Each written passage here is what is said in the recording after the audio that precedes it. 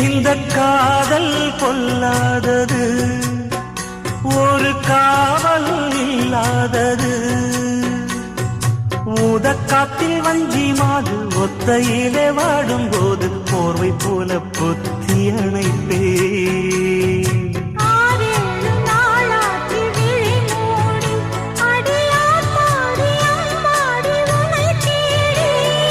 நீதானே மானே என் இளஞ்சோடி, உனை நீங்காது என்றும் என் உயிர் நாடி.